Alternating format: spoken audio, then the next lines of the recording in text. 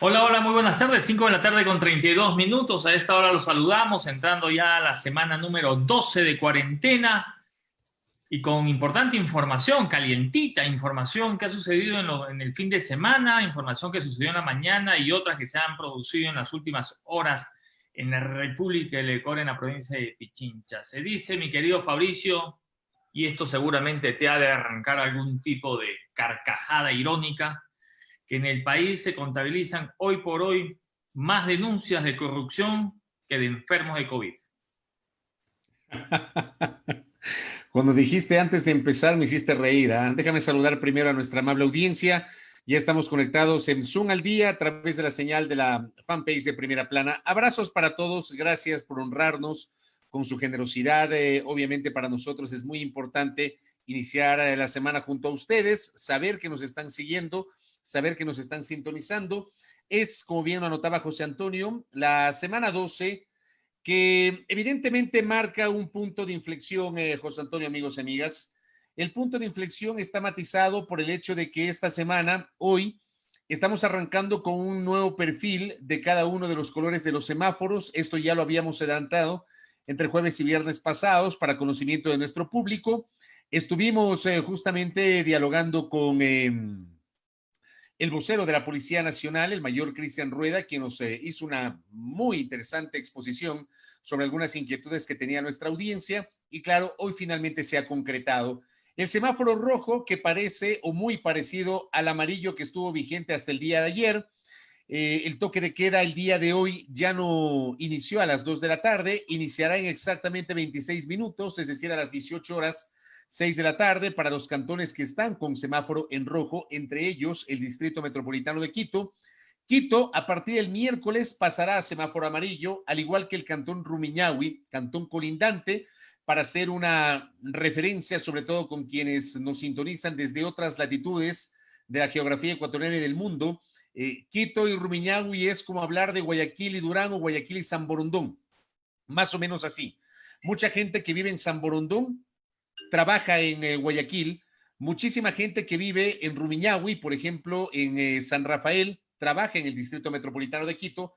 Entonces tiene lógica, más allá de la discusión si era o no conveniente cambiar de semáforo, tiene lógica que si Quito cambia de semáforo, debe hacerlo también el cantón Rumiñahui. Y esto va a ocurrir el miércoles, con lo cual el toque de queda en el caso de la capital se ampliará, o mejor dicho, el inicio se ampliará. Ya no será a las 6 de la tarde, será finalmente a las 9 de la noche. Así que todos estos cambios van a obligarnos a que los ciudadanos otra vez nos tengamos, José Antonio, amigos y amigas, que a acostumbrar, volver a acostumbrarnos a esto que las autoridades han llamado, José Antonio, la nueva normalidad. Yo no le llamo nueva normalidad, yo prefiero llamarle nueva realidad. Bueno, Es lo que yo siento que es lo que está ocurriendo. Coincido con lo que un buen amigo mío, hombre vinculado al sector aéreo, Eduardo Emanuel, en el Twitter escribía el otro día y creo que no lo puedo graficar de mejor manera, Eduardo, al decir, ¿por qué le llaman nueva normalidad cuando termina siendo esto una nueva realidad y es la que estamos enfrentando? totalmente, totalmente de acuerdo. Yo coincido contigo. Leí el tweet, lo suscribiste y de hecho creo que es la forma correcta de llamarlo. Es decir, estamos en una nueva realidad, hay que adaptarnos. Hay que adaptarnos. A lo largo de la historia de la humanidad, el hombre ha sido capaz de adaptarse. Ha logrado, pues, doblegar geografías. Ha logrado, sortear tantas dificultades que siempre han conspirado con el ser humano, enfermedades, digamos, sismos, maremotos, terremotos, o sea, erupciones volcánicas, incendios forestales, en fin, tantas desgracias que han ocurrido a lo largo de la historia de la humanidad. Esta no es la última, ni va a ser, no es la primera, ni va a ser la última, pero sí creo que es importante este nuevo episodio de la humanidad para asentar cabeza, ¿no? Establecer algunas prioridades con respecto a muchísimas cosas, a temas de cómo visualizamos el éxito, ver cómo visualizamos la fama, ver cómo visualizamos el estar arriba de alguien jerárquicamente, Y estos hechos que acaban de ocurrir ahora mismo en los Estados Unidos también nos tienen que hacer reflexionar.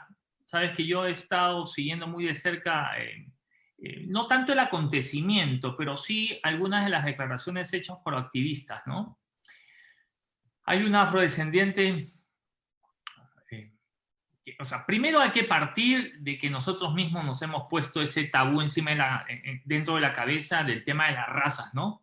Cuando hay una sola raza, que es la humana, punto. No sé por qué nosotros deberíamos estar que la raza no sé cuánto, que la raza por aquí, que la raza por aquí. Bueno, esa concepción, te cuento que esa concepción en teoría ha evolucionado en los últimos años, más allá de que todavía hay gente que la utiliza. Pero digamos, incluso en los textos jurídicos ya no se habla de raza, se habla de nacionalidades. En el Ecuador, este es un país que se reconoce como plurinacional, multicultural, pluriétnico. Así lo reconoció la propia Constitución del 98 y así lo ratificó con mucha más fuerza la Constitución del 2008. Pero lo que tú dices es cierto. O sea, hay gente que todavía habla de las razas y este es un concepto totalmente, digamos, que debería quedar en el pasado, no debería utilizarse hoy, debería evolucionar, pero siento que todavía no terminamos, José Antonio, de evolucionar en ese sentido, ni en el uso de los términos, ni tampoco en la identificación de este tipo de situaciones que forman parte de nuestras realidades como seres humanos. Totalmente, o sea, ahí hay muchísimo que discutir y mientras nosotros los seres humanos no, digamos, ¿tú has escuchado esa canción de Rubén Blades que habla de plástico? ¿Ella es una chica plástica o cuál? Sí, sí, sí. Hay un No. episodio, hay una parte de la canción donde Rubén, digamos, dice, ¿no? Que había una pareja plástica que le enseñaban al hijo a no jugar con otro niño de otro color, ¿no? Y eso lamentablemente es cierto, Fabri, es cierto. Y se da, no en generaciones pasadas, se lo da hoy, ¿no? Cuando tú, consciente, inconsciente o por ignorancia, educas a tus hijos con ciertas clases de elite social, ¿no? De creerte que eres más que alguien, ¿no? Cuando deberíamos mirarnos de manera transversal. Yo te decía que había estado escuchando algunas de las declaraciones y me encantó una, que de hecho la compartí en mi Twitter, si es que quieren acaso leerla o escucharla, porque alguien que escuchó estas declaraciones de esta activista mujer con unos testículos de este tamaño, le dice de forma muy clara a todos los políticos ciudadanos y a todos los que se creen que pertenecen a una raza diferente, les dice frontalmente muchas cosas. O sea, y esta persona que recoge este video tuvo la amabilidad y se dio la molestia de traducir y subtitular, porque el video originalmente está en inglés. Esta persona lo ha subtitulado y yo lo he compartido en mi Twitter. Si quieren, ingresen ahí, lo van a ver. Me parece una forma impecable de decir las cosas, ¿no? Ella les decía, hoy nos acusan a nosotros de violentos y de saqueadores, le dice, ¿no? Cuando ese par de cosas nos las enseñaron ustedes mismos, ¿no? O sea, atribuyendo a que fue Estados Unidos quien saqueó los territorios a los indios, que durante décadas fueron violentos con la raza negra en los Estados Unidos y que hoy en día, pues, todavía existen esa clase de enfrentamientos. Es muy, muy simpático, muy interesante lo que dice esta mujer. Yo me quedé realmente muy impactado y conmovido. Pero en todo caso, no estamos lejos, ¿ah?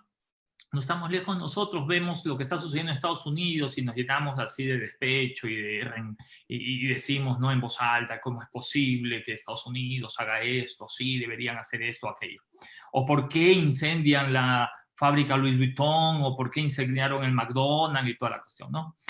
Y aquí hacemos lo mismo, quizás en menor proporción, pero hacemos lo mismo.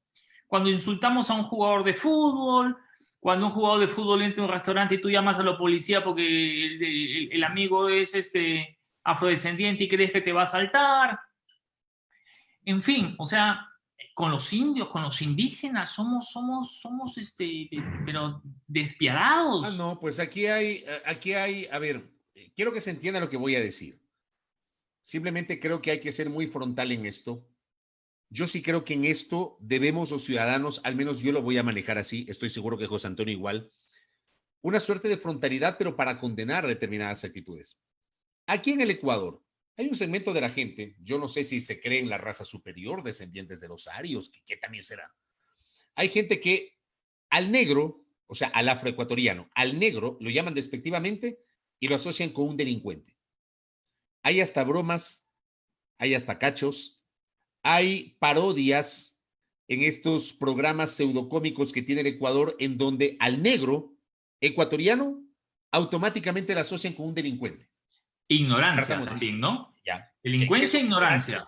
Que es un ignorante, que no sabe nada, que sucio, no, ya, que sucio, ya, que no tiene cacumen, o sea, que no tiene conciencia, que no tiene cerebro. O sea, yo sí planteo a la audiencia aterrizar esto y hablar con la frontalidad que lo estoy haciendo. Lo mismo pasa con los LGBTIs, ¿ya?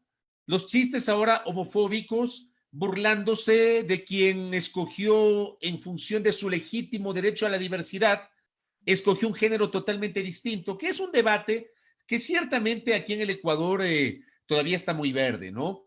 Todavía mucha gente se escandaliza. Yo no voy a adentrarme en el debate sobre los LGBTIs, simplemente yo me adentro en el hecho de que el LGBTI, el homosexual, la lesbiana, el transexual, el travesti, son objeto de burlas y de estigmatización. El cholo, el montubio, el indígena. El indígena es sinónimo... El chagra y el carchense. Ya. Bueno. Porque a la final del día, aunque sea un chiste, ¿no? Gran caballo y todo lo demás, aunque sea un chiste, tiene rasgos discriminatorios. Pues. Sí, claro, pero por ejemplo, yo a lo que voy, más allá del chiste, porque digo, a veces yo tengo amigos carchenses, y yo a veces les vacío, le digo compañero del norte o cosas así, pero digamos, yo tengo mis límites y yo no me atrevería a burlarme de su condición de carchense, ni mucho menos, digamos, entre amigos a veces nos bromeamos así. A mí mis amigos me dicen negro, mi entorno más cercano me dice negro, y yo no me enojo por eso, porque yo sé que no es despectivo. Yo voy al uso despectivo. Cuando hablas del indio, automáticamente el indio lo asocias con una persona que no tiene educación, con una persona que no tiene cultura, con una persona que es intratable, con una persona que no se baña, ¿ya? El indio tal, el indio cual, el indio bruto, el indio apestoso, así le llama un segmento de la población al indígena. ¿Ya? Así le llaman. Y algo todavía mucho más fuerte, que es el tema que hay que pegarles, ¿no? O sea, que como que el indio hay que pegarles, claro, para que entiendan, ¿no? Por su condición de indígena, ¿comprendes? Y lamentablemente, mira, yo sí estoy consciente de que la utilización de esos términos no nos hace mejores a los ciudadanos. Yo lamento que, por ejemplo, gente que uno piensa que es medianamente formada, no toma en cuenta determinadas cosas y se burla, como pasó con el conductor de un programa de televisión de un noticiero hace algunos años, que se había referido al hecho de que al negro ya no se le puede decir negro sino afro, o sea, burlándose, igualmente las acepciones que se utilizan para los homosexuales. Entonces vino una legisladora que le planteó una denuncia y fue obligado a rectificar.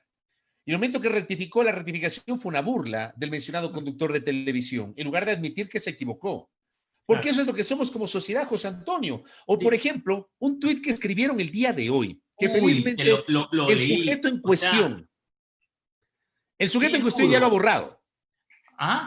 El sujeto en cuestión ya lo ha borrado. Le cayó todo el mundo. Pero por Dios, o sea, es un tipo guayaquileño que escribe lo siguiente: Los negros en Estados Unidos están reclamando porque a un negro lo mataron porque pensaron que actuaba como negro. Y ahora todos los negros están actuando como negros, robando, saqueando, delinquiendo. Esto escribió un ecuatoriano que no creo que sea ario, que no creo que pertenezca a la denominada raza superior, como algunos se creen. Un guayaquileño, entiendo que el señor es guayaquileño, entiendo que se dedica a algún tipo de actividad empresarial, se permitió escribir eso en el Twitter. Con ese nivel, créanme, no tenemos componte, no tenemos solución. Este viene a ser una sociedad fallida con gente así. Y gente así pulula en las redes. Y gente así tiene micrófono muchas veces en los medios. Sí. Mira, qué bueno, qué oportuna la persona que va a venir el día de hoy a mantener una entrevista con nosotros, ¿no? Sibel Martínez, que es una gran conocedora de los derechos, sobre todo de la educación de los niños, ¿no? Porque es en el colegio, Fabri, donde se gestan todo este tipo de trabas mentales. Es en el colegio. O sea, yo recuerdo, o sea, yo soy de la generación donde, y además yo vengo de un país donde la burla, ¿sí? Es un tema cultural, ¿sí? O sea, no existe persona que no tenga un apodo, por ejemplo, ¿no? En tu barrio todo el mundo tiene mínimo un apodo, si no tiene tres, ¿no? Llegas al colegio, te meten tu chaplín, ¿no? Tu chapa de una, sí, pero tú cruzas antes de que te pregunten tu nombre, ya te están poniendo Claro, un ya tiene apodo. apodo. Si eres medio blanquito, te tratan de maricón. Si eres medio peinadito, delicadito, este es maricón, ¿no? Y es en los colegios, yo no sé cómo habrá sido aquí. Digamos, yo no sé si todavía se mantiene, creo que sí. Quizás en algunos colegios menos, en otros más. ¿Y qué te toca a ti? Agarrate a puñetes, ¿entiendes? Y cuando no eres buen peleador, pues te quedas con el chaplín hasta que te gradúas, pues, ¿no? Claro, claro, Te quedas con la chapa hasta que te gradúas, claro, ¿no? claro. Yo me acuerdo mis primos, mis amigos del barrio, cuando me cambié de colegio, me fui a un colegio bravo. Luz Allá, allá, Casanova. allá en Lima. Luz Casanova. Mis viejos pasaron por una encrucijada en la época de Alan García, sí, en el gobierno de Alan En García. el primer gobierno. El Era primer gobierno de muy, la García. sí, sí, sí, muy complicada, 85-90. muy complicada, ¿no? Hoy debatía con una chica de grupo que me decía que era pobre. Yo le digo, tú no eres pobre, le digo. ¿Has sentido hambre alguna vez? ¿Has tenido que hacer una fila a las 3 de la mañana para que te regalen una funda de leche en polvo? Eso, No. eso Ok. pasó, eso pasó con la hiperinflación en Perú, pues, Sí, sí, sí, sí. entre el Yo, 85 y el 90. yo soy de esa generación, ¿entiendes? Claro. O sea, una generación muy complicada, ¿no? Una generación bastante, bastante complicada. Y mi madre tuvo que optar por mantener, o sea, no tenía el dinero para mantenernos a nosotros dos en el mismo colegio, a mi hermana y a mí, ¿sí? Y mi hermana terminaba la secundaria ese año, yo estaba terminando la primaria. Entonces mi mamá me dijo, mira, no te puedo mantener en el colegio, te voy a mandar a un colegio fiscal un año hasta que termine tu hermana, y cuando termine tu hermana, regresas tú al colegio. Ok, y me fui a un colegio bravísimo, ¿no? Bravo, ¿no? Porque ahí te sortean el colegio y me fui a Breña.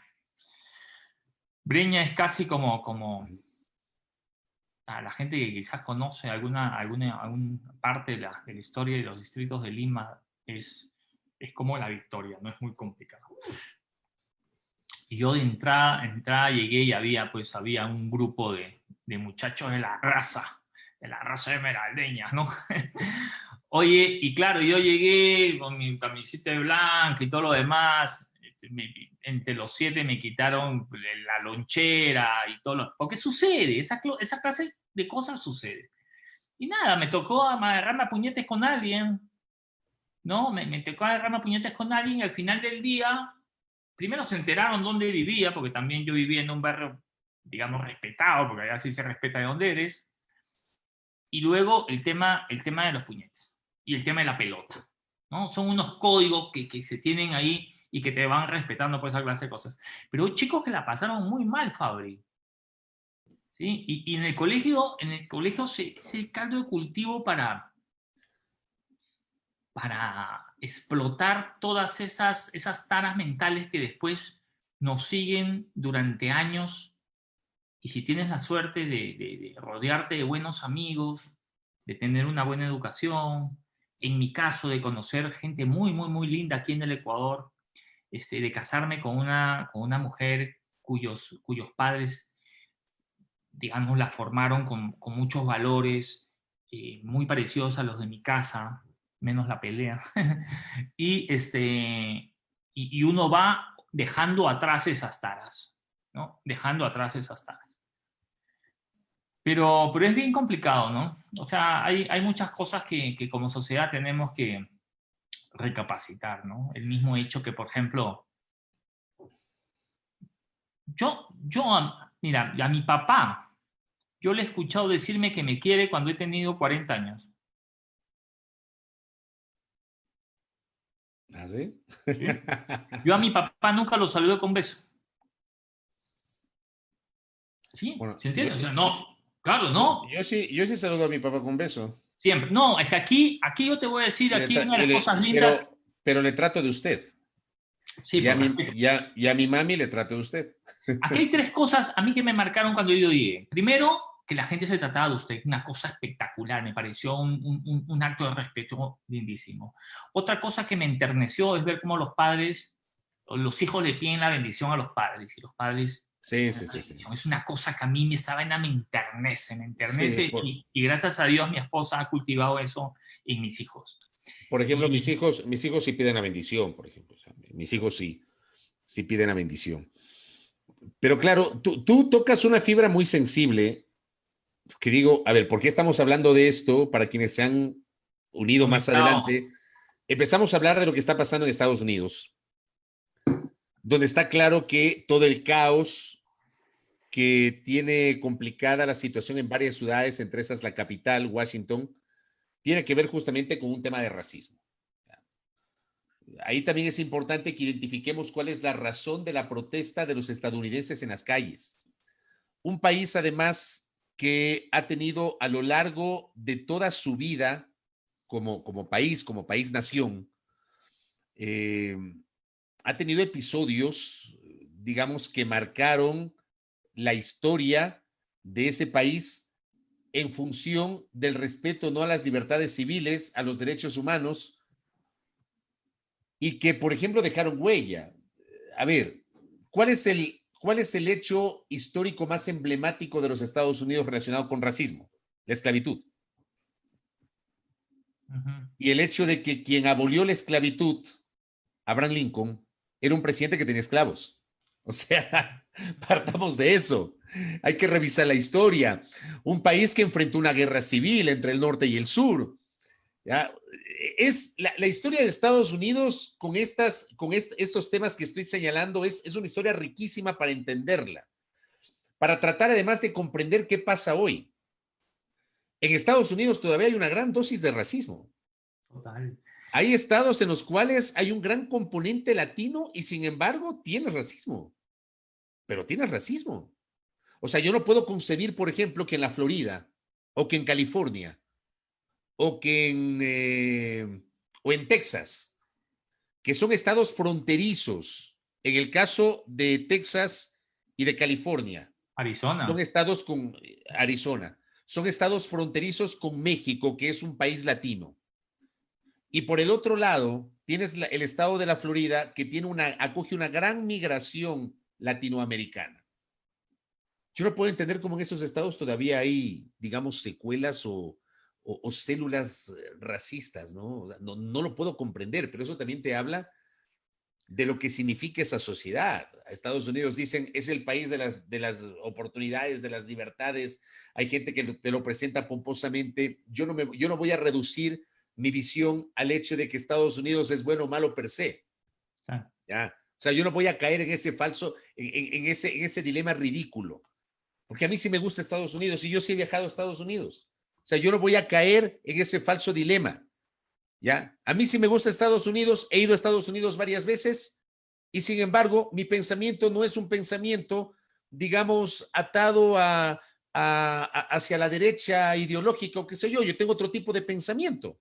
Yo me considero un tipo que piensa más del centro hacia la izquierda desde mi óptica, desde mi formación desde el colegio. Pero eso no significa que yo voy a denostar a un país solamente porque es tal país. O sea, No, yo no no, voy no, a por caer en este supuesto que falso. no. No, es que ¿sabes qué, José Antonio? El problema es que aquí en el Ecuador muchas veces te denostan por eso. O sea, si tú hablas de la justicia social con libertad, si tú hablas de la equidad, si tú hablas del reparto y de la redistribución adecuada de la riqueza, de que se reduzcan las brechas entre ricos y pobres, y automáticamente te estigmatizan. Entonces, si mañana pasado alguien te tomó una fotografía o se bajó una fotografía de tu Facebook que estás visitando la Estatua de la Libertad en Nueva York, ya automáticamente te Ah, etiquetan. ¿Me ahí entiendes? está el izquierdoso Ah, light. así es. Y no es así, no es así. No, Pero no, no, es que para nada. el debate lo reducen de modo tan periférico y tan epidérmico. Lo mismo pasa con estos temas del racismo. O sea, yo sí sugiero que la sociedad ecuatoriana, nosotros, ahora que tenemos tantas herramientas para investigar, investiguemos por qué la protesta contra el racismo en los Estados Unidos a partir de lo que está pasando en este momento, pero tiene antecedentes, porque en Estados Unidos hay una serie de antecedentes y por eso los afroamericanos se cansaron y por eso salen a protestar.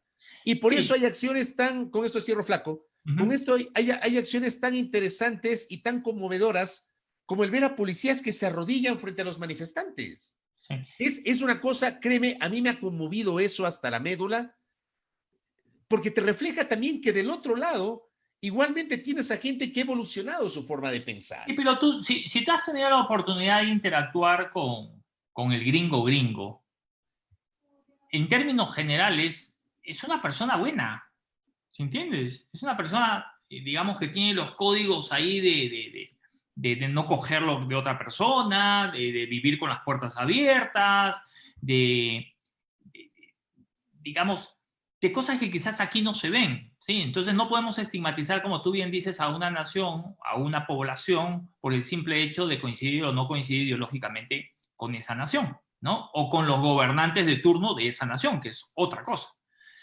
Pero sí es un tema muy simpático hablarlo y yo tampoco creo que el debate de este hecho lamentable en los Estados Unidos tenga que ver únicamente, o sea,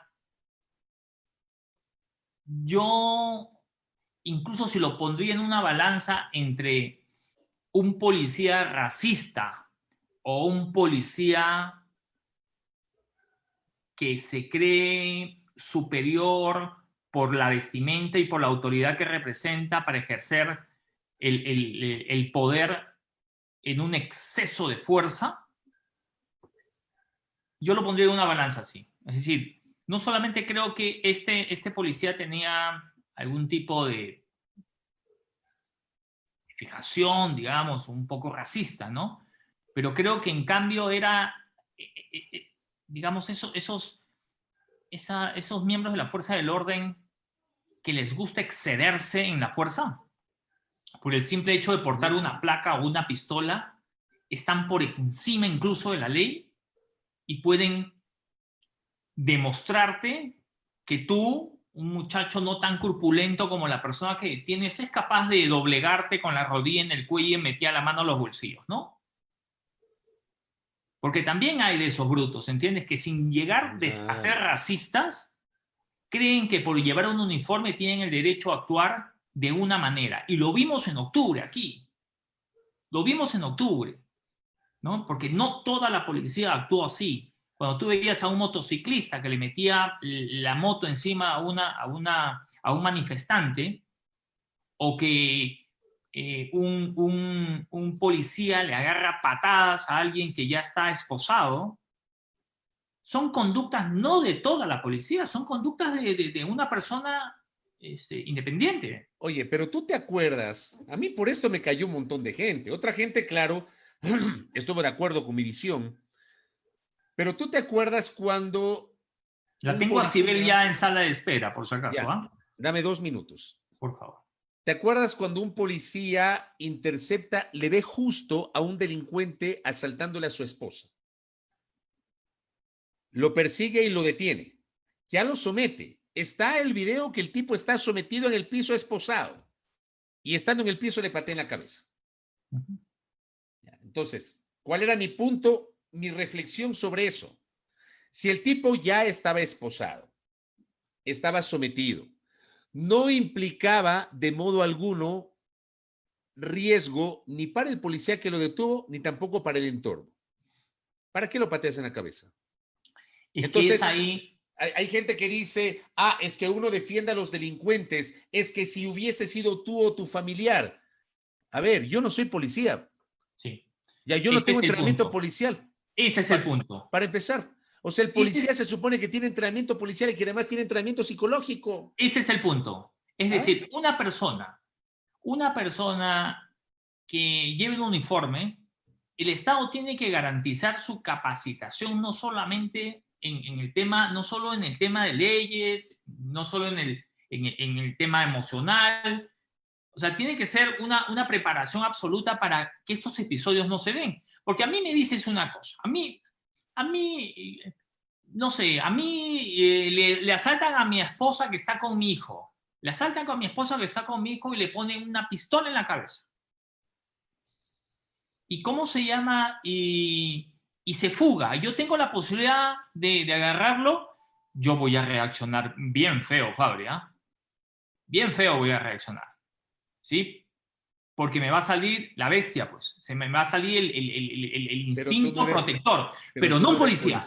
Pero tú no eres Exactamente. policía. Pero no un O sea, policía. eso es lo que no entiende mucha gente. Cuando yo al menos daba mi opinión sobre eso. Porque sí, yo estoy de acuerdo contigo. Yo te voy a contar un episodio que me pasó. Les voy a hacer una infidencia. ¿Ya? En el año 2005. Primero te voy a alertar. Si piensas ser candidato algún día a alguna dignidad popular, no lo cuentes. No, porque no está grabado eso. Bueno, a mí en el año 2005, saliendo del estadio en el partido Ecuador con Uruguay, me pasó algo más o menos así. Y resulta que yo al fulano en cuestión, yo le caí. Estaba recién operado de la nariz. En ese momento, por poco, me caen 6 tipos a quererme agredir y llega la policía casi a rescatarme. Digo, insisto, el ciudadano común y corriente no es policía, no tiene la formación del policía ni física ni psicológica. Entonces no se entiende. Y por eso, regresando al tema, la génesis de esto, en Estados Unidos por eso se cuestiona tanto lo que ha ocurrido. Que yo insisto, hágale pasar a Sibel, por favor, flaco. Yo insisto y les digo a ustedes, queridos amigos internautas, ampliemos muchísimo la visión, no nos quedemos en la periferia. Yo sí creo, José Antonio, que a lo largo de estos días, es más, probablemente después de que concluyamos nuestra entrevista con Sibel Martínez, sigamos hablando sobre lo que pasa aquí en el Ecuador. Ecuador termina siendo un país racista, un país xenófobo, un país excluyente, un país homofóbico. ¿Ya? Es lo que pasa en el Ecuador. En el Ecuador se denosta al indígena porque es indio, así se lo llama, despectivamente. Se denosta al homosexual por su condición de tal, utilizando otros términos que yo no lo voy a decir en este espacio. Se denosta al afroecuatoriano porque es negro. ¿Ya? Se denosta al cholo, se denosta al montubio, se denosta al extranjero. Hoy, lo peor que hay en el Ecuador son los venezolanos. O sea, hemos llegado a un momento en el cual nuestra sociedad se ha develado sacando sus más bajas pasiones. Cero empatía, cero solidaridad. Ahora, venezolano es sinónimo de delincuente. Venezolano es sinónimo de delincuente. Hagámosle pasar a Sibel Martínez, vicepresidenta del Consejo de Protección de Derechos de Quito, que ya nos acompaña. ¿Cómo le va, Sibel? Bienvenida. Actívale su micrófono, por favor. Está desactivado su micrófono. Ahí estamos. Ahí estamos. ¿Cómo le va, Sibel? Buenas tardes. Gusto. ¿Cómo está usted? Fabricio, José Antonio, un gusto. Bien, todo bien, bueno, dentro de lo que cabe en la pandemia, pero bien. Sí, dentro de lo que cabe. Oiga, estábamos conversando con José Antonio antes de comenzar esta entrevista. Vamos a hablar con Sibel Martínez de algunos temas. Uno de esos, obviamente, hoy es el Día del Niño. No hay que quedarse igualmente en el tema de los niños, hay que quedarse solo en la periferia porque hay muchos temas para reflexionar, pero sí quisiera un comentario suyo sobre lo que está pasando. Mire usted lo que ha pasado en Estados Unidos, lo que está pasando con el tema del racismo. Aquí en el Ecuador, este debate respecto de la presencia de extranjeros, de venezolanos, de cubanos, demostrando a alguna gente un discurso totalmente xenófobo. ¿En qué punto estamos como sociedad civil? No solamente el Ecuador, sino la sociedad mundial. Bueno, el caso de George Floyd es un caso que nos debe llamar a la reflexión a toda la sociedad, pero también es el producto del hartazgo, ¿no? Si bien creo practicar la no violencia activa y no justificar tampoco los desmanes de una sociedad violenta, digamos así, también no podemos desmerecer lo que ha sucedido. O sea, ver a un hombre de 46 años morir de 4 agentes policiales sin entender siquiera las razones, ¿no? Y ver que esto además es una recurrencia, porque no es un caso aislado, ¿no? Hace que pensemos en desigualdad, porque de hecho existe, que se ve y se profundiza en situaciones tan complejas como las que hoy vivimos de la pandemia o esa crisis sanitaria. Creo que no es que ha colapsado un sistema de derechos, como un sistema de salud educativo, sino más bien que ha dado viva cuenta de lo que ya venía pasando hace un tiempo, ¿no? Antes de la pandemia, y que hoy se ha recrudecido, porque sin duda alguna es lo que pasa. Entonces, si bien hay desmanes y hay situaciones complejas que uno no podría, digamos, avalizar, creo que también es de una profunda reflexión lo que sucede, que es producto de eso, ¿no? Del discrimen, de la desigualdad, y de ver a una sociedad, además, que guarda los muertos en el armario, ¿no? Y que lastimosamente comienzan a salir ahora, nos llama muchísimo la atención los temas del Vaticano, las violaciones a niñas, ¿no es cierto?, del más alto representante de ese país, y una serie de situaciones adicionales que de repente, creo yo, no son únicamente de esa sociedad, ¿no? Como usted bien decía, Fabricio, ¿qué ha pasado durante la pandemia en nuestra sociedad? Cuánto hartazgo también nosotros hemos vivido, creo yo, al punto en que hemos tenido que incluso salir a manifestarnos en confinamiento, ¿no? Cuando lo más obvio es guardarse, es cuidarse, pero hay situaciones que le llevan a uno al límite, pienso yo. Y esto, Sibel, buenas tardes, ¿cómo está? Qué gusto verla. ¿Usted cree que es más una acción relacionada al racismo o es más una acción relacionada al uso de la fuerza desproporcionada de alguien que por llevar una placa y un uniforme se siente más que otra persona y es capaz de impartir la ley? Yo creo que tiene que ver con los dos, ¿no? Por un lado es el racismo, en efecto, y por otro lado es ese sentido de superioridad que hace que, en efecto, se abuse, ¿no? Se abuse de ese poder. Lo hemos visto. Nos podemos, Sí. Estamos teniendo un poco de dificultad con su audio. No sé si quizás Sí. nos podríamos ubicar en algún... Tengo en este momento dos personas conectadas con el nombre de Sibel. Quizás está el celular también. Sí, ya. He quitado uno. Mil disculpas, sí, puede ser. En este momento estoy desconectándome del todo. Veamos si es que ahí me escuchan mejor. Claro, no, ahí le escucho mejor. Lo que no tenemos es video. Le vemos congelada ahí. Ahí sí, ahí está. Estamos con un poquito de problemas con su internet. Ahí le vimos. A ver. Ahí creo que está. ¿Nos escucha? Sí, yo les escucho perfecto. claro. Ahora sí. Ahí estamos mejor. Prosiga, por favor. Bueno, yo les decía que creo que en esta situación es una mezcla de varias cosas. La una, por supuesto, es ese discrimen, pero por otro lado también ese abuso del poder. De hecho, lo que hemos visto a lo largo de estos días incluso, así como hemos visto policías que han podido ponerse de rodillas en una muestra de aceptación, ¿no?, de este abuso, también hemos visto, recién veía un video en donde de igual forma les caían a toletazos y a golpes sin ningún, digamos, miramiento a la gente que estaba protestando.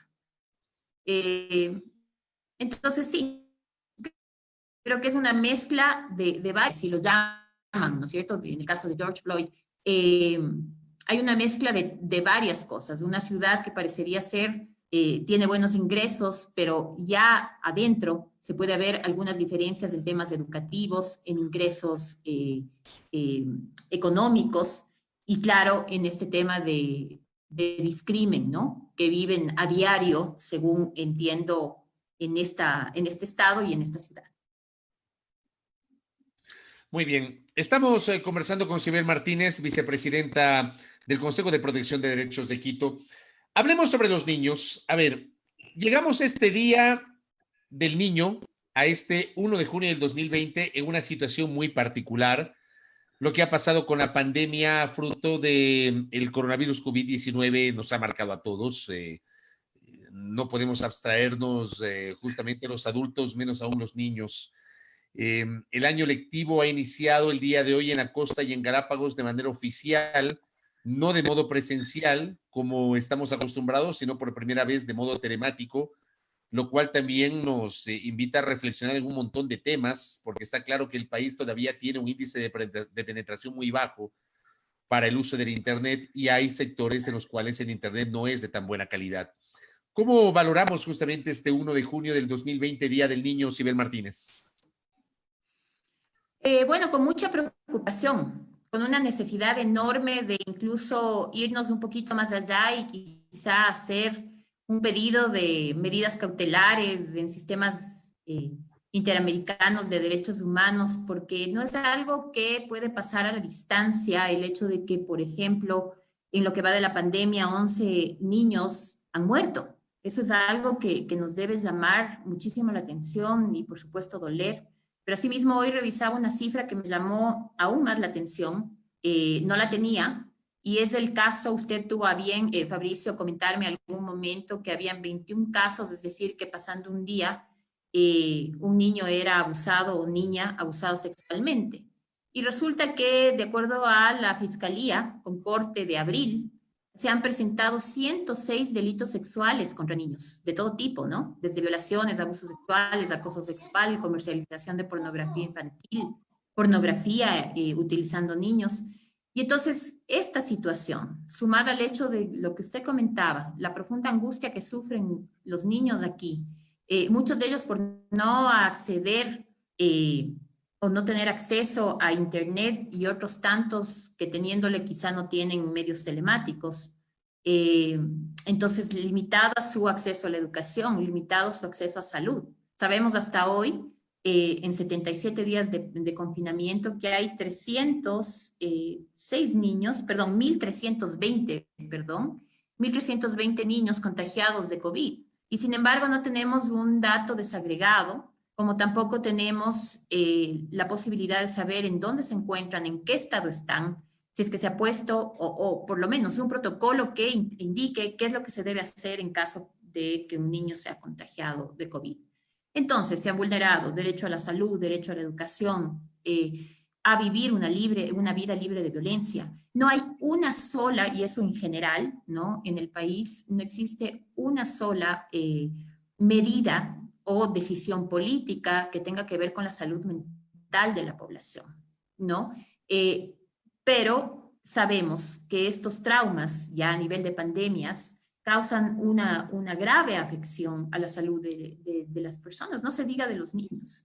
Frente a esta situación, vemos que quizá el Estado no ha estado a tono, no ha dado una respuesta efectiva. Recordemos que, de acuerdo al principio del interés superior del niño, toda decisión que se tome debe evaluar este principio, es decir, debe evaluar el impacto que toda decisión tiene en el ejercicio de los derechos de los niños, y ninguna de ellas, yo me atrevería a decir lastimosamente, todas las decisiones que se han tomado no han tenido enfoque humanitario.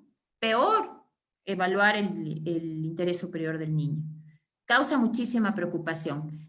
Los niños no son una fría cifra, y estas cifras que les doy nos debe doler el alma. Estamos hablando de nuestra nueva generación, a la cual no hemos podido proteger, no sabemos cómo proteger, y que seguimos vulnerando, ¿no? Hasta ahora no hay una respuesta válida del Estado. Ahora, Sibel, me quedo con lo que está diciendo, y mi pregunta va orientada a quizás si es que el Estado ecuatoriano, y no solo el ecuatoriano, sino algunos otros países, se concentra más en querer estar en las apariencias mundiales, de firmar convenios, de alcanzar objetivos, al menos en el papel, ¿no? Al menos en el papel.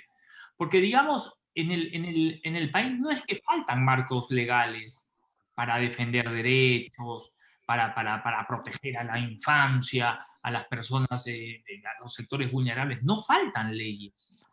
Pero somos un país de papel. Somos un país, digamos, que tiene mucha normativa, pero a la hora de la aplicación de la normativa somos ineficientes, incapaces. ¿Cómo lograr pasar, al menos de manera de poco a poco, ¿no? Poder lograr de convertirnos en ese Estado que tiene unos hermosos documentos legales a un Estado hermoso en la aplicación de esas normativas? Yo creo que usted ha dado en el clavo, José Antonio. De hecho, hay que cuestionarse esas políticas públicas, porque si esas políticas públicas no logran bajar la prevalencia en casos de violencia, ¿no? De todos estos delitos, si esas políticas públicas no son tangibles, no aterrizan en territorio, y además no tienen recursos, se quedan en el mero discurso, ¿no? Y son papel, como usted bien lo ha comentado. ¿Qué ocurre?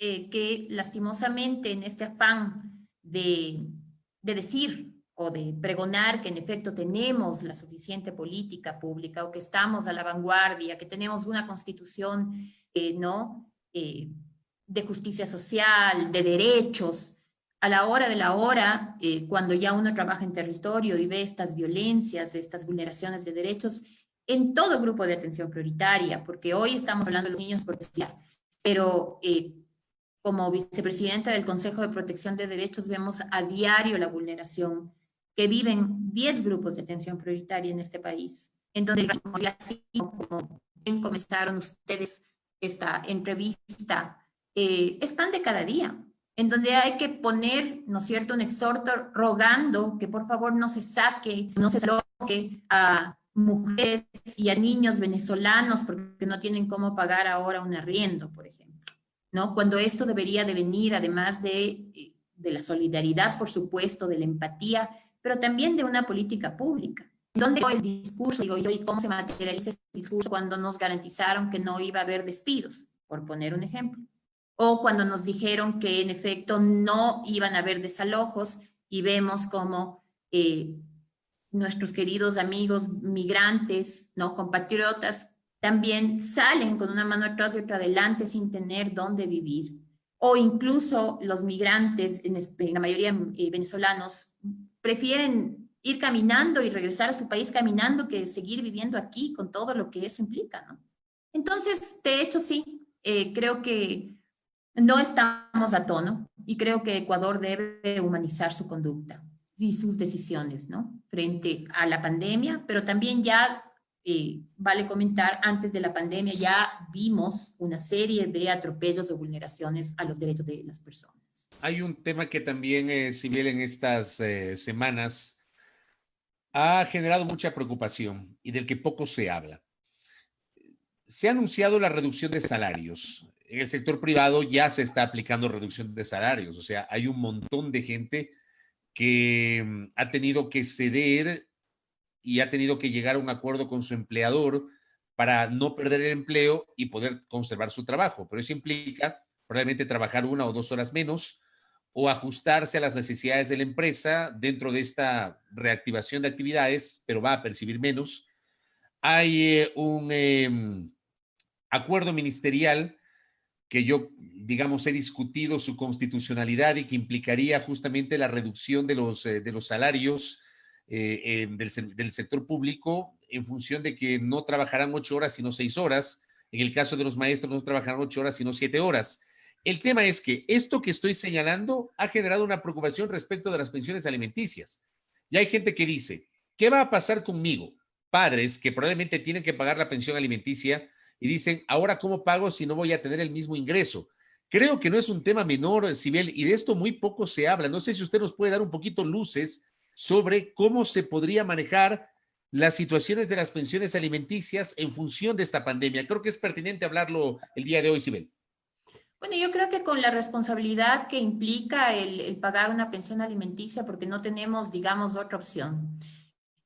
Cuando recién comenzó la pandemia, la misma Consejo de Judicatura sacó una nota, ¿no es cierto? Y viendo a ver si es que podía resolverse esta situación, en razón de que las pensiones alimenticias habían rebajado o no se habían depositado en un 70%, ¿sí? Que es altísimo. Yo digo, ¿cómo viven las mujeres cabeza de familia cuando, además de la pandemia, ¿no es cierto?, ni siquiera reciben esas pensiones alimenticias y obviamente esto redunda en sus hijos, en los niños particularmente, que no tienen medios suficientes. Pero por otro lado, cuando se da esta ley humanitaria, en efecto sale esta disposición transitoria que comentaban que de la mano de esta reducción iba a reducirse la pensión alimenticia.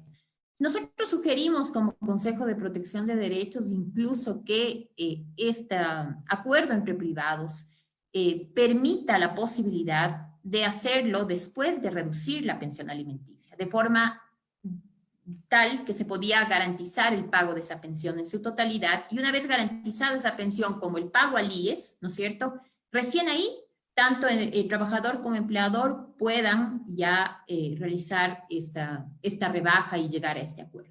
No se nos escuchó.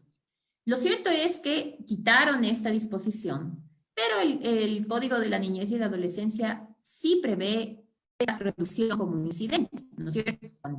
Cuando hay, se ha limitado o ha perdido trabajo, quien deba pagar la pensión alimenticia puede efectivamente hacer este incidente de reducción de pensión alimenticia.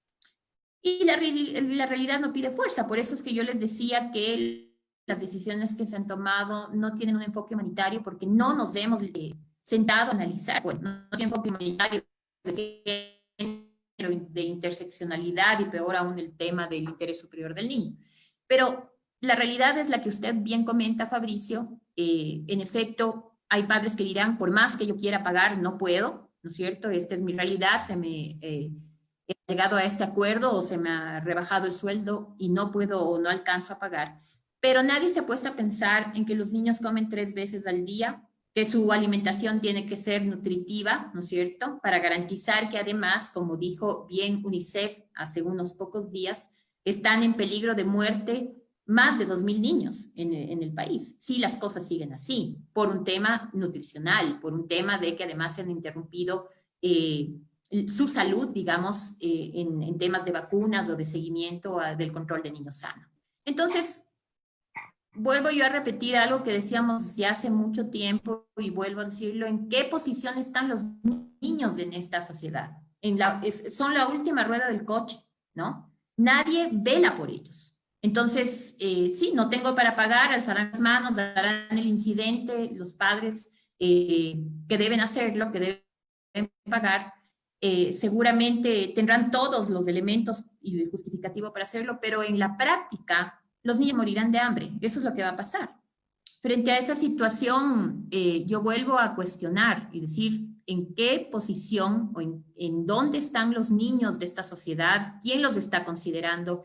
Y eso también tiene mucho que ver con, lastimosamente, no se tiene un ente rector de la política pública de niñez y adolescencia en el país. Antes era el Consejo de la Niñez, simplemente desapareció. Y entonces nadie concurre por los niños en este país, que es algo de verdad muy grave, ¿no? Lo que ¿Quién concurre por Sibel, lo que está usted diciendo es que nadie defiende a los niños en el país, que no hay una institución capaz de velar por el derecho de incluso el dinero que los padres deberían depositar a los niños para su subsistencia. No hay quien defienda, no hay una institución, una persona, alguien que coja las riendas y diga, señor gobierno, usted tiene que hacer cumplir esto. Es decir, no existe un ente rector de la política pública de niñez, eso es cierto, el Consejo de Niñez no existe. Todo está dividido en algunos sectores, digamos, el MIES por un lado, el Consejo de Igualdad Intergeneracional por el otro, en lo local el Consejo de Protección de Derechos que trabaja con 11 grupos de atención prioritaria, 10 grupos, perdón, incluido el niñez y adolescencia, pero no hay un ente específico. Por ¿Nadie los supuesto, articula tampoco? Nadie los articula tampoco, es decir, el Consejo de Protección de Derechos, digamos, el sistema de protección de derechos tiene que tener una articulación ¿no? interinstitucional como multisectorial. Pero ese es otro problema también, José Antonio. No funciona, el sistema aquí no funciona. Lo que nosotros hacemos a diario, créame que es una lucha para poder de una u otra manera articular este sistema. A la larga, no hay forma, obviamente, y le decía, la Defensoría del Pueblo va a hacer su papel, seguramente pondrá un exhorto, una acción de protección, pero en específico una autoridad que vele, que tenga un sistema pormenorizado con datos desagregados para poder dictar política pública, que haga la política pública de niñez y adolescencia, que tenga especificidad y especialidad, no la hay. Y esa quizá es una de las grandes falencias por las que hoy por hoy vemos toda esta vulneración de derechos de los niños. No hay quien pelee por los niños. La sociedad civil hace su parte, en efecto, nos abanderamos muchas veces de esos derechos, pero hay que decirlo con claridad, no podemos conseguir lo que muchos otros grupos consiguen, porque los niños no tienen esa posibilidad de agruparse, de crear un lobby y de protestar, ¿no es cierto? Muchas veces depende de la buena voluntad del adulto, no necesariamente de esta posibilidad de pelea. Entonces, hay muchas cosas a analizar en tema de niñez y adolescencia. Entre ellas, por supuesto, este funcionamiento del sistema de protección de derechos sería un verdadero obstáculo para ese agresor. Por un lado, viendo desde el punto de violencia, pero por el otro lado, un sistema de protección, ¿no? Porque nada sacamos en este país atendiendo violencias o los daños el daño que sufren los niños, ¿no? Porque esto se queda grabado como huella indeleble en su memoria emocional. Lo que debemos hacer todos y aunar esfuerzos es para prevenir esas violencias y, por supuesto, para proteger a los niños. Muy bien. Sibel, gracias por el tiempo. Era importante conversar con usted justamente en este día, el Día del Niño, este 1 de junio del 2020, que ha tenido una serie de particularidades. Gracias por el tiempo y por la gentileza. Que tenga buenas noches. Muchas gracias a ustedes. Buenas noches. Gracias. Sibel Martínez, vicepresidenta del Consejo de Protección de Derechos, conversando aquí en Zoom al Día por la fanpage de Primera Plana en torno a los temas asociados a la niñez y a la adolescencia. Digamos, una de las preocupaciones que marca la jornada del día de hoy, José Antonio, es el inicio de las clases en la región Costa y en Galápagos, donde están niños, niñas, adolescentes, hablando justamente del Día del Niño. Se lo pretende hacer de modo virtual, de modo telemático, en un país en el que claramente hay unas distancias pero siderales del sector urbano respecto al sector rural, e inclusive en el propio sector urbano hay distancias muy graves y muy grandes sobre la calidad de los servicios digitales que recibimos los ciudadanos. Entonces ahí hay un reto muy complejo, el que estamos enfrentando hoy como país y los chicos, ¿no? Hay unas cifras del INE que son muy dramáticas en el sentido de que apenas el 37% de los ecuatorianos posee una computadora en la casa. O sea, estamos hablando... Y ese número habría todavía que es bastante optimista, ¿no? Hay que actualizarlo, ¿no? Mira, 37%. El día de hoy, 1 de junio, alrededor de 2,5 millones de estudiantes iniciaron las actividades educativas en el régimen, como bien señala Fabricio, en la costa y en Galápagos. 2,5 millones. Cuando uno escucha o cuando uno lee el boletín del Ministerio de Educación, y me he permitido coger algunos puntos de este boletín, que creo que es importante darle lectura porque va de la mano un poco con lo que decía Sibel, ¿no?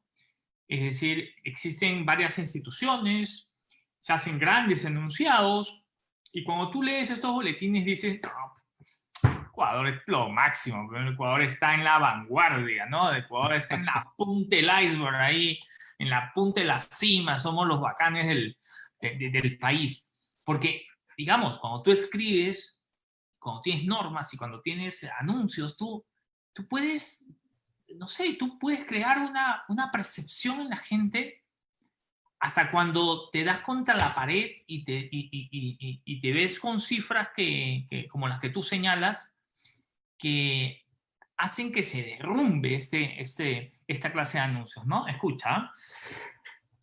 El objetivo es implementar el modelo pedagógico nacional Plan Educativo Aprendamos Junto en Casa, ¿no? Gran nombre, ¿no? O sea, empecemos por ahí, ¿no?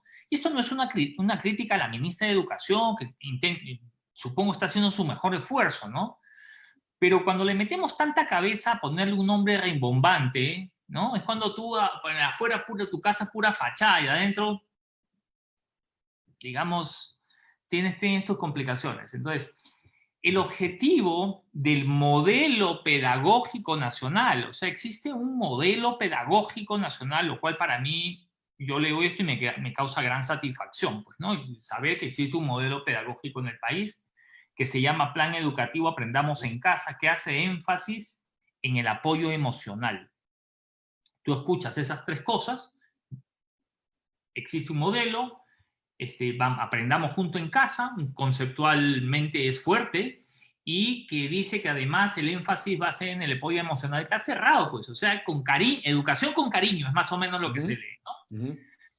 Después dice, los estudiantes podrán apoyarse en el portal educativo COVID-19, ingresando a una página web. Ya me voy a meter esta noche, me voy a quedar hasta tarde, quiero navegar en esta página, quiero navegar, ponerme un calentador, unas tenis y salir a correr por toda la página web.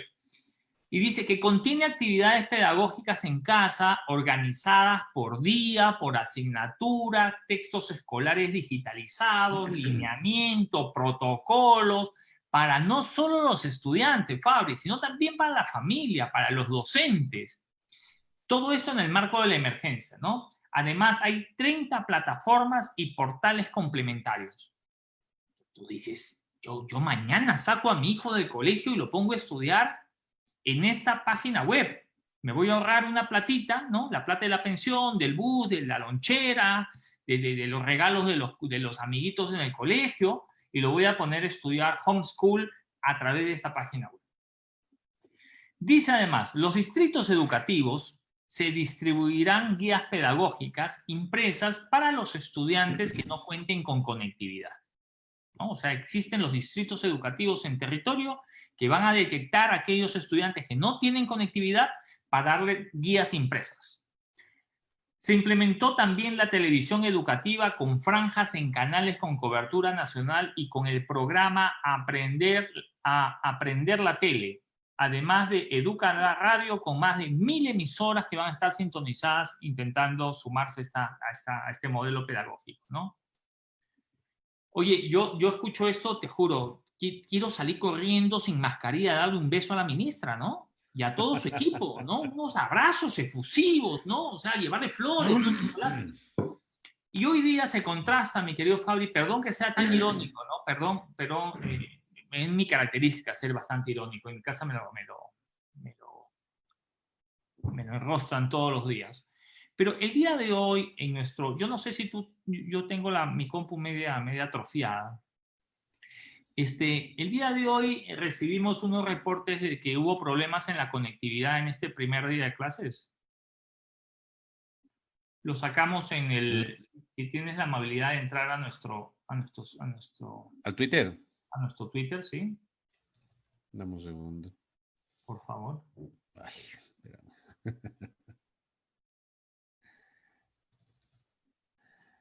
Dice ahí. Estamos buscando el tweet. A ver, tenemos el Día del Niño en Yaruquí. A ver, déjame compartirlo. ¿Te parece si lo compartimos? Perfecto. Es que hay tanto de hablar el día de hoy, oye. Ah, a ver, Tanto por hablar. desbloquéame por favor para compartir el Twitter. Por favor, ahí está. Ok. Muy bien, ahí estamos nosotros, medianamente reíditos. La gente ha dicho que te has hecho la cirugía, Fabio, en esa foto. ¿Ah? Te has hecho ¿En tu cuál? sopa ahí, ¿ah? No, la cirugía no es reciente, la cirugía me lo hice hace años, año 2005. Vamos a hablar también de lo de Paola Pavón, ¿ah? A ver, ¿dónde estaba lo que tú me Más abajo, decías? más abajo. Más abajo está. Espera un Sí, segundo. ya mismo, después de esa. Un poquito más, después de esa. Aquí Ahí. está. Ahí.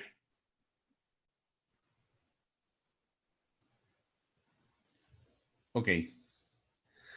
La transmisión a través del Facebook Live fue planificada por el Ministerio de Educación para inicio de actividades escolares en medio de la emergencia sanitaria. El problema de conexión será el nuevo desafío para los estudiantes. Hubo solo 2 conexiones y el sistema se colgó. O sea, tú en el estreno, pues en el estreno, tú intentas que todo el mundo te aplauda.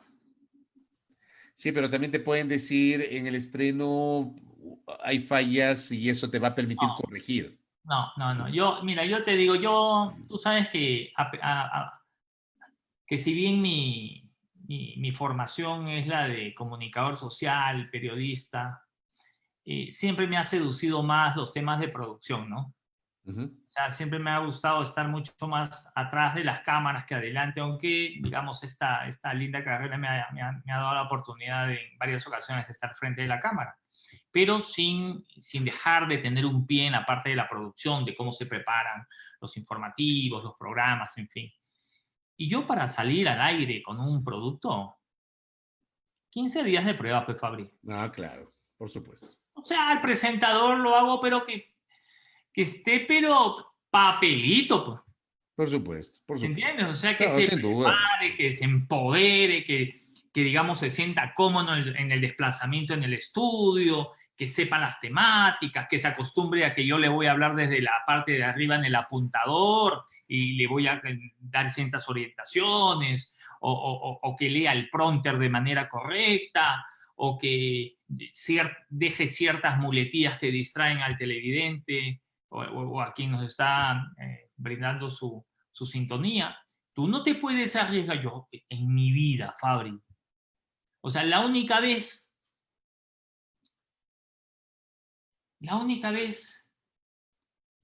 que pasó algo sin preparación, fue cuando se anunciaba, ¿tú te acuerdas cuando se hablaba de la erupción del Guagua Pichincha y todo lo demás? Semanas antes de la erupción o de los episodios, digamos. Había una se hablaba del enjambre de sismos, ¿te acuerdas? El enjambre claro, en sismos, claro. y se pensaba que iba a haber un gran terremoto en Quito. Y Carlos Vera había asumido la gerencia, la vicepresidencia de noticias de TC Televisión. Y yo era... Cuando estuvo un mes. Cuando estuvo un mes, sí. Claro, en 1998. Yo era un cortador de periódicos en el noticiero, ¿ya? Yo era, digamos, el que cortaba los periódicos, literalmente, ¿no? Era, digamos, apoyaba el esfuerzo y el trabajo de los reporteros en el área de investigación. Cogía los periódicos, en ese tiempo no había internet, pedías una noticia interesante, la cortabas, señalabas algunas cosas y lo presentabas en las reuniones editoriales y decían, mira, aquí hay una noticia, me parece que hay este giro medio interesante, entonces por ahí venía Fabricio Vélez y decía, yo quiero esa noticia, ¡pac! Se la agarraba. Y claro, entonces ya se conversaba para ver qué otros elementos tenía. Y una vez estaba yo en el Instituto Geofísico y ¿cómo se llama? Y se había preparado una salida en vivo, una cosa así. La cuestión es que me lanzaron al mar sin saber nadar. Me hicieron, ponte ahí y sales en vivo en una microonda. no sabía ni mirar a la cámara, ni sujetar el micrófono, no sabía hacer una entrevista en vivo, y claro, ¿no? Entonces, claro, me pasó factura. Pero te digo, está yendo esto, yo no sé por qué me fui con esta digresión, pero te digo que cuando uno lanza un proyecto, no lo puede hacer de esta manera, y es lamentable leer cómo la conexión, digamos, el sistema se colgó y en el primer día de clases no hubo clases, ¿no? Yo no sé cómo eran tus primeros días de clase, ¿no? Llegabas, te saludabas con todos, te decían, bueno, hoy día primer día de clase, no hay clases. No, jamás. Primer día de clases, ya empiezas a conocer a los profesores, pues. ¿Ya? O sea, pero que te digan que no hay clases y que falle el sistema o te termine fallando el sistema de esta manera. O sea, da cuenta de que no estamos preparados. O No sea, estamos preparados, o sea. no nos engañemos en eso. Lamentablemente no. Mira, hace un rato tuvimos una entrevista con Sibel Martín. La entrevista tuvo dificultades técnicas. A mí mismo, 3 veces me he quedado congelado aquí. No, 2 veces me he quedado congelado. Y una vez te quedaste tú congelado. ¿Y Es producto de así. qué? Del Internet. El Internet, digamos, estamos Estamos lejos. Y lejísimos, yo cuando escucho, por ejemplo, alguna gente que dice que todo hay que ir al servicio telemático, que no sé qué, que no sé cuánto, que los servicios judiciales, que los servicios notariales, que por aquí, que por allá.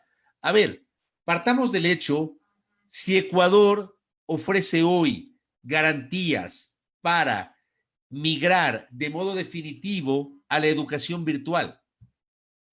No. Hay gente que me va a decir, bueno, hay la educación a distancia, sí, pero la educación a distancia no es la educación masiva. La educación masiva es la educación presencial. La educación a distancia termina siendo la excepción y no la regla.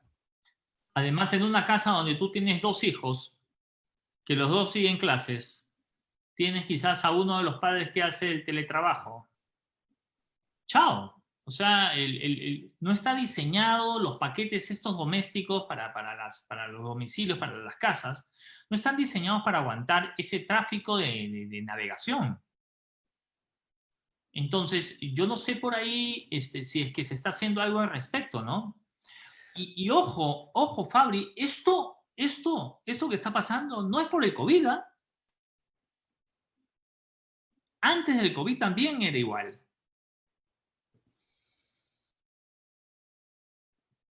Digamos, nos falta mucho de Pero visión claro, hacia adelante, hacia el futuro. Con el COVID esto se evidenció mucho más. Esto se evidenció mucho más, sin duda, sin duda. Pero bueno, el tema es ese. El tema es que lamentablemente nos cae el COVID, no hemos estado listos, han pasado 12 semanas. Creo yo que sabiendo lo que se venía y teniendo en cuenta que el inicio del año electivo había quedado diferido, esta fue una decisión del propio presidente de la República. El año electivo debió haber comenzado el 4 de mayo. Quedó diferido para el 1 de junio. O sea, tuvieron un mes para planificar. Pero incluso tuvieron unas semanas anteriores, porque digo, inicialmente estaba el año electivo para empezar el 4 de mayo. Y hoy tuviste semejante fiasco, ¿no?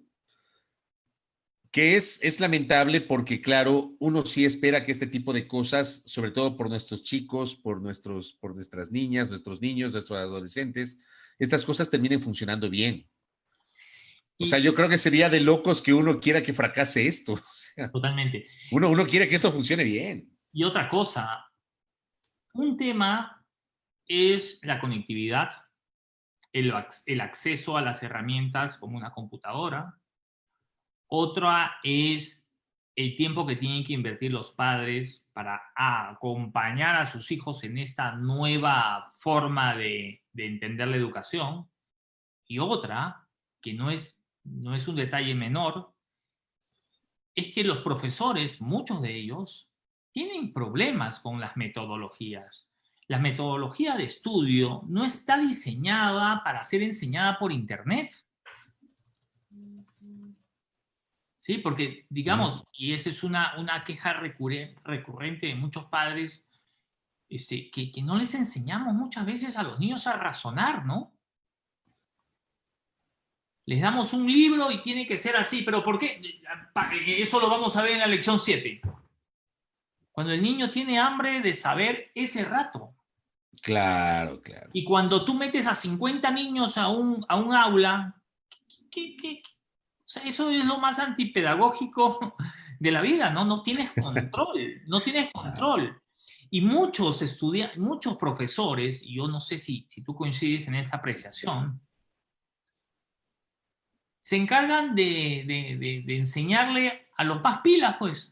O sea, el que avanza, avanza, el que no, salado, hasta supletorio. Sí. ¿No? En lugar de ayudar al que viene atrás, ¿entiendes? Sí, sobre esto hay que trabajar y hay que trabajar bastante, José Antonio. Mucho, mucho, mucho. Ay. A ver, quiero, si me permites, con tu venia, querido flaco, déjame retomar lo que había sido la génesis de nuestro espacio el día de hoy, el inicio de nuestra charla el día de hoy. Empezamos un poquito actualizando lo que está pasando en Estados Unidos, hicimos una mirada al tema del racismo, hablamos de lo que pasa acá en el Ecuador. Antes de la entrevista con Sidel Martínez, yo daba mi punto de vista en el sentido de que, desgraciadamente, este es un país que en estos temas todavía está muy lejos, deja mucho que desear. Somos una sociedad racista, xenófoba, homofóbica, regionalista. Yo reniego del regionalismo, José Antonio, porque al igual que tú, digamos, tú viniste de otro país acá al Ecuador, tú eres un ecuatoriano. Eres por naturalización, ¿verdad, Flacón? 30 años nacionalizado, 32 años nacionalizado. Yo me considero un ciudadano ecuatoriano no solo porque nací en el Ecuador, sino porque, a ver, nací en mi tierra, en Ambato, mi madre es manabita, viví en Puerto Viejo, viví en Guayaquil y vivo en Quito. O sea, las circunstancias de la vida me han ubicado a mí vivir en dos de las 4 regiones, vivir en 4 ciudades, 2 de las más grandes, Quito y Guayaquil. Y yo por eso reniego del regionalismo. Yo reniego del racismo. De verdad. O sea, para mí, a mí es algo que me apesta, que me repugna, ya que me asquea. Cuando yo escucho expresiones racistas o regionalistas, cuando, por ejemplo, escucho a determinados sujetos que se autoproclaman patricios guayaquileños, que se definen como autonomistas, pero en realidad terminan siendo regionalistas, que dicen, bueno, ahora sí vamos a hablar del federalismo.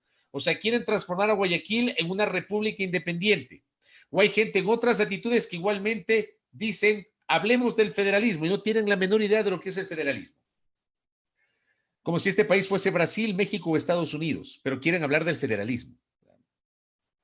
Y lo hacen sin mayores argumentos, simplemente sustentándose en lugares comunes. Creo que es momento, José Antonio, que como sociedad empecemos a visibilizar este debate y a profundizarlo y entender que la calentura no está en las sábanas, que los ciudadanos tenemos que entender que este es un país con una profunda cosmovisión, que tiene, ¿cuántas? 30 y pico de nacionalidades y pueblos, y así lo reconoce la Constitución. Cuando entendamos eso, vamos a entender lo que está pasando en los Estados Unidos con los afroamericanos y esta confrontación. Cuando entendamos eso, cuando comprendamos como sociedad este debate que estoy planteando y que lo traigo a colación con tu venia. ¿Tú te acuerdas quién servía el café, el té, el agua y las bebidas gaseosas en la Cancillería ecuatoriana? No me acuerdo. Los otavaleños. No me acuerdo. O sea, era muy común observar a ciudadanos, digamos, ecuatorianos, nacidos en Otavalo, estar en la Cancillería ecuatoriana de empleados domésticos, ¿no? Vestidos con sus hermosos trajes en la Cancillería. Era muy común ver a embajadores ecuatorianos llevarse a otavaleños a sus misiones para darse esa, digamos, esa imagen, ¿no? Pero esto ocurrió desde 30 años, 30, 25 años. Correcto.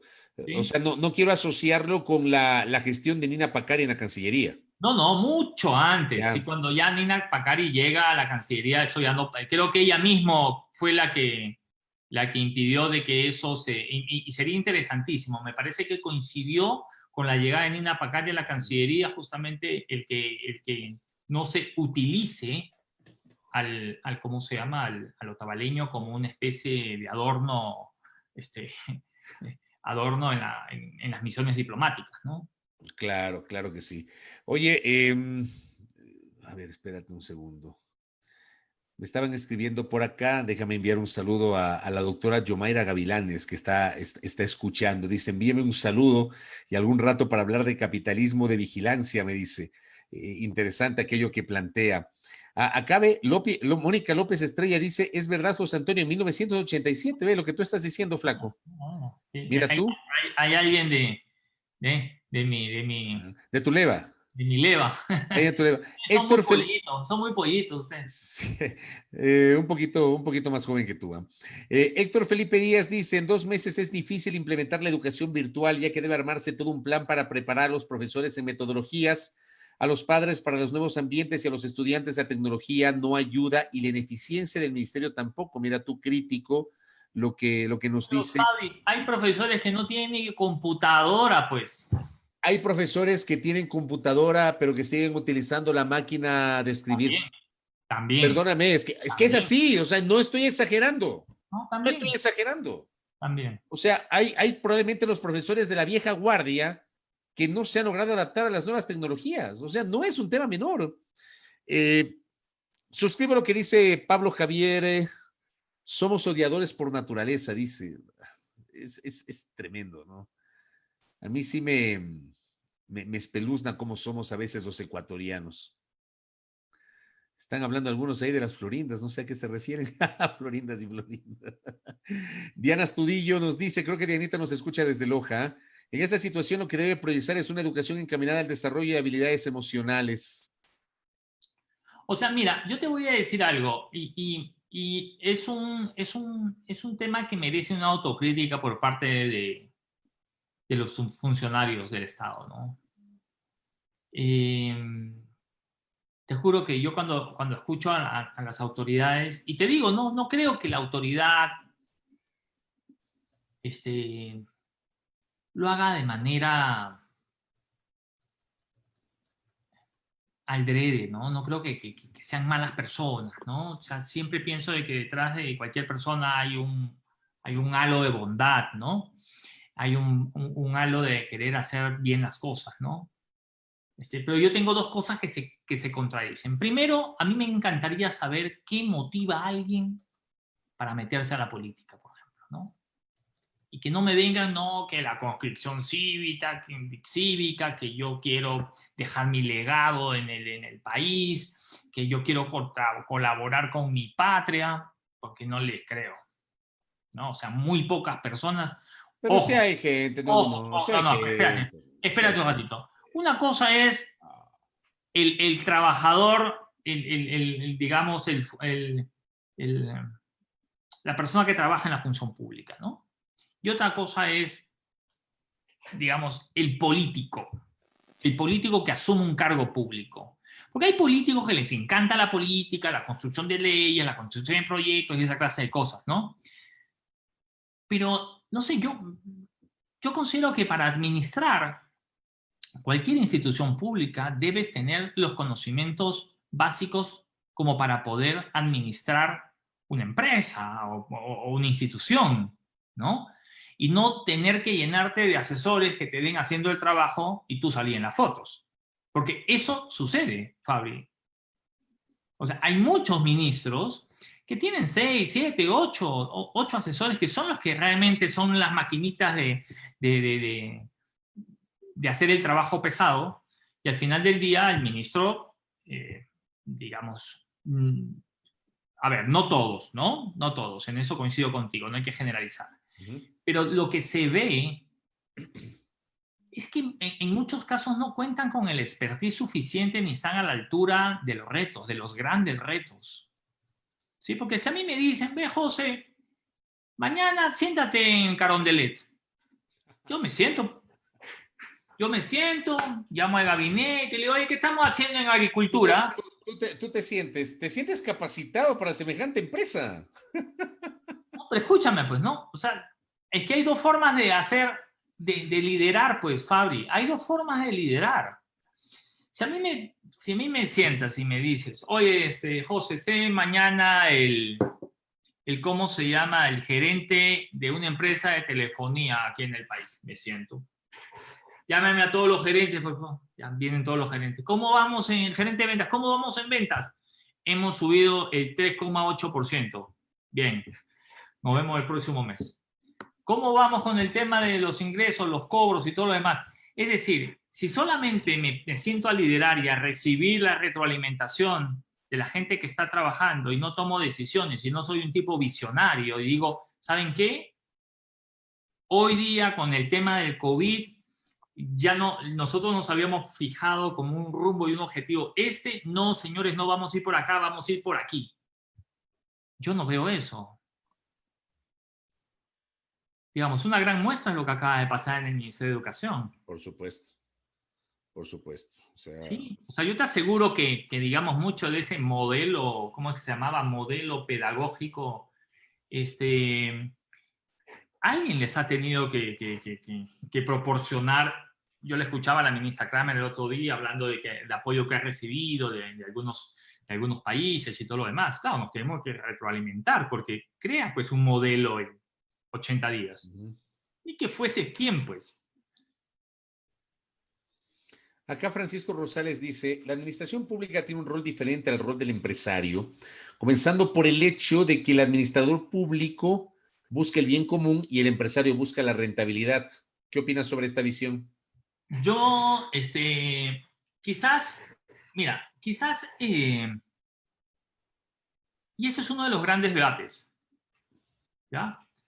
Una persona que tiene una visión empresarial, y cuando te digo una visión empresarial no quiere decir sacar rédito económico, sino sacar y guiar, digamos, de forma ejecutiva a una institución. Por ejemplo, hemos escuchado hablar de casos de corrupción durante todo este tiempo, ¿ya? Tenemos,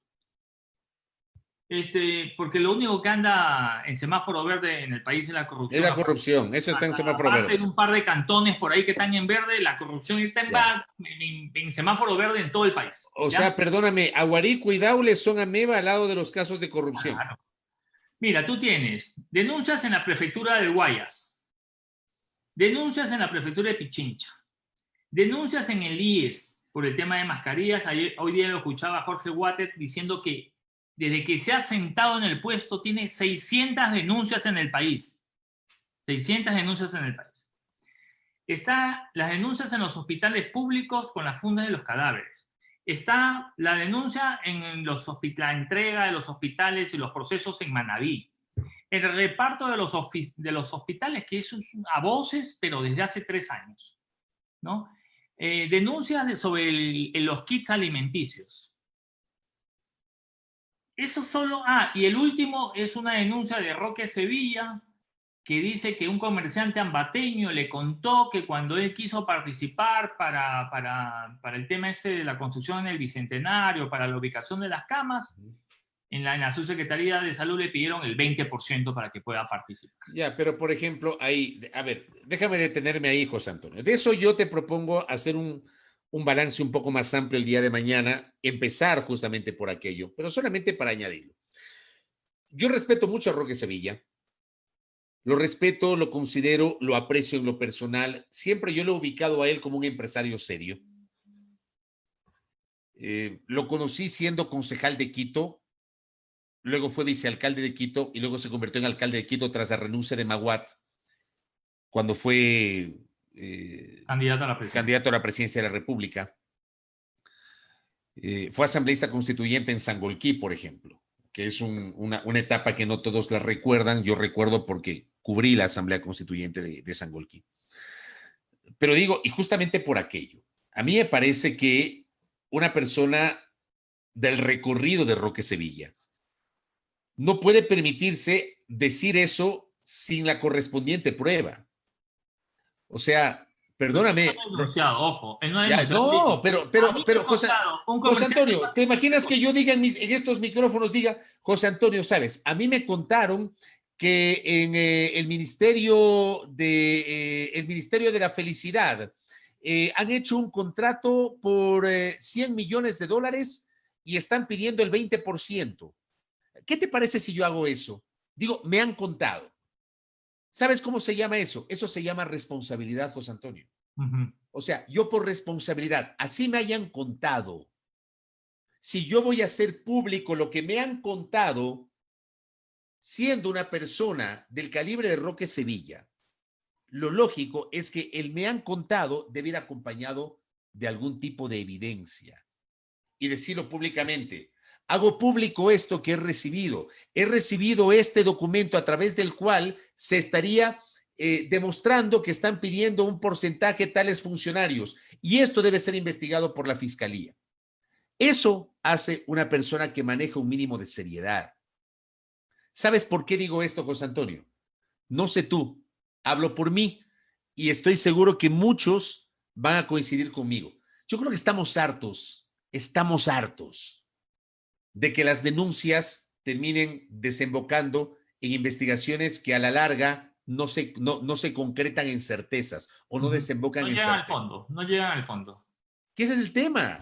O sea, este es el país de la venta de humo, es el país del ruido, es el país en donde desprestigias a la gente, ya dices que es corrupta. Es el país en donde generas gran pompa con los operativos, con las capturas que no sé qué, y luego la gente se olvida. Entonces, generas en el ciudadano una necesidad de justicia, que claro, aunque se viole el debido proceso, aunque no haya derecho a la defensa, si alguien es sentenciado, ha de ser por algo porque ese alguien es corrupto. O sea, llegas a tener una sociedad así. Yo te digo, a mí lo que tú acabas de decir en este momento, y por eso te interrumpí, Flaco, el escuchar a una persona del talante de Roque Sevilla generar esa expresión y no acompañarla de por lo menos algo que se asemeje a una prueba, a mí sí me llama la atención porque me parece poco responsable. Sí, total. Pero escúchame, yo te decía, y vamos a ir nuevamente a lo de Roque, pero yo te decía, te enumeraba todas esta clase de denuncias que han habido, que se han hecho públicas, unas han llegado a la fiscalía, las otras no han llegado a la fiscalía, otras se han hecho operativos, de luego los operativos ya no se sabe qué ha pasado, en fin. Y seguimos escuchando esta clase de cosas cuando quizás el gobierno pudo haber tomado el toro por los cuernos. Es decir, centralizar, y no con lo que está haciendo en este momento de crear esta unidad para la compra de todos los insumos médicos y todo lo demás, ¿no es cierto? Era tan fácil como que yo no sé qué institución pudo haberlo hecho, pero establecer un listado de ¿cómo se llama?, de insumos médicos que se necesitaban y establecerles un parámetro de precios en el mercado nacional para justamente evitar de que gente venda una mascarilla de $3 en 17, otra en 12, otra en 25, otra en 7. Es decir, yo creo que el gobierno no fue eficiente en poder controlar los precios y el mercado. Ahora, tú dirás, lo que pasa es que en temas de crisis, la ley de la oferta y la demanda tienen una dinámica que escapa a cualquier tipo de control. Pero si tú partes entonces de esa premisa que la oferta y la demanda tienen libertad absoluta para comprar en 3 y venderlo en 25, entonces nada de lo que se está investigando en principio sería un acto de corrupción. Ah, claro, pero hay gente que parte de esa premisa, ¿no? O hay gente que se hace la loca cuando se habla de esa premisa. O hay gente que defiende esa premisa, ¿verdad? ¿Sí o no? Entonces manejan un doble discurso. ¿O me equivoco? Sí. Oye, yo te propongo profundizar, si tú me permites, Flaco, porque hay que hablar bastante de esto. Mira, se nos queda en el tintero, lo vamos a hablar mañana. Hoy el Partido Social Cristiano se desmarcó definitivamente del prefecto de la provincia del Guayas. Han emitido un comunicado esta tarde, lo vamos a revisar el día de mañana, lo vamos a dar lectura y vamos a analizar lo que está pasando con el prefecto de la provincia del Guayas, porque de acuerdo a la denuncia y a cómo se ha conocido, hay un par de trabajos periodísticos interesantes en torno a este tema. Me parece que es el periodista Carlos Zacoto de Teleamazonas el que descubre que la persona que figura como representante de una empresa resulta que es un humilde trabajador del sector de Chongón. O sea, un ebanista, ¿no? Sí, un maestro ebanista. O sea, que le dijeron que preste su nombre, ¿no? Sí, lo que pasa que en Pichincha hay también que analizarlo. A ver, todo hay que tomarlo con pinzas. Lo de la fiscalía, digamos, ha comenzado con base en una denuncia en redes sociales, lo cual también me llama la atención. Y ya se habla de un supuesto delito de peculado. Esta tarde hubo una respuesta por parte de la prefecta. Habrá también que comentar esa respuesta de la prefecta Paola Pavón. Lo que tú también decías, José Antonio, el tema de Roque Sevilla, que además ha merecido un pronunciamiento por parte de la Procuraduría de la Municipalidad. Lo vamos a comentar mañana. Vamos a comentar también los temas sobre los cuales se hicieron bulla y ahorita ya nadie se acuerda. Ya nadie se acuerda. Lo vamos a comentar mañana con tu venia, estimado José Antonio Sánchez Pacheco. A propósito de lo de Roque Sevilla, hay que decir que el alcalde de Quito, a través de su procurador del municipio, ha enviado ya una carta a la Contraloría, ¿no? Solicitan. Perdón, no sé si es una denuncia, la tengo aquí.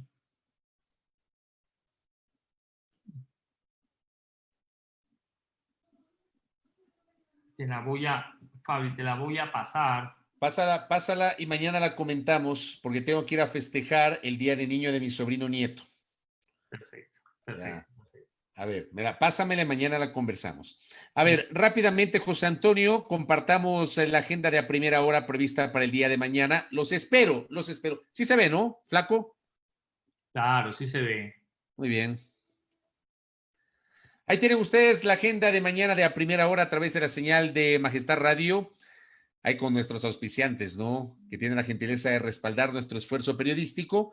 Harrison Salcedo, abogado del ex vicepresidente Jorge Glass, estará mañana con nosotros. Vamos a hablar sobre la solicitud de prelibertad que ha sido presentada por la defensa del ex vicepresidente. Hablaremos con la ministra de Educación, Montserrat Kramer. Va a ser interesante esa entrevista. Vamos a hablar de lo que pasó el día de hoy. Y vamos a hablar cómo van a impulsar los temas de la educación virtual con semejantes errores. Veamos qué nos dice la ministra Kramer, que además, yo sí debo decir públicamente, es una de las pocas autoridades del gobierno ecuatoriano que tienen la gentileza de atender invitaciones de quien les habla para el noticiero de la radio. Hablaremos con el empresario Bruno Leone, presidente de la Cámara de Pesquería, sobre el control a la pesca ilegal. Algo de lo que, oye, en otros tiempos nos hubiéramos escandalizado. Hoy casi que pasó desapercibido. El tema de las aletas de tiburón. Los contenedores con las aletas en China. Oye, pasó desapercibido el tema. O sea, aquí no se hizo ningún escándalo. Pero vamos a hablar justamente con Bruno Leone al respecto. Y finalmente, mucho ojo, dialogaremos con Roberto Ponce. Él es el coordinador de control de calidad del Hospital Carlos Andrade Marín del IES. La atención en consulta externa dentro de esto que denominan la nueva normalidad, que yo le llamo la nueva realidad en el caso del Ecuador. Ahí tienen la agenda de entrevistas para la jornada del día de hoy, honrados de contar como siempre con vuestra sintonía, que nos acompañen a partir de las 6 de la mañana. José Antonio Sánchez, feliz Día del Niño. Igualmente, feliz día, y solamente vamos a saludar a la niña Tere, a nuestra amiga Tere, que dice, no se pueden ir si no me dan mi saludo del Día de la Niña. Dice. Pero por favor, para la niña Tere, ¿ah? Abrazos. Y para todos los amigos, ¿no? Al final del día, creo que cada uno se despertó emocionado. Yo por lo menos con mi esposa el día de ayer hicimos un pastel, esta mañana los despertamos a los chicos, los abrazamos, le dijimos cuánto los queremos, porque creo que incluso en estas épocas no tenemos que olvidar esa clase de detalles con ellos, ¿no? Sí, desde luego. Así que yo me voy a festejarle a mi sobrinito nieto, a mi querido Alonso. Abrazos a mis sobrinos. Muchos de ellos son mis niños, ¿no? Todavía.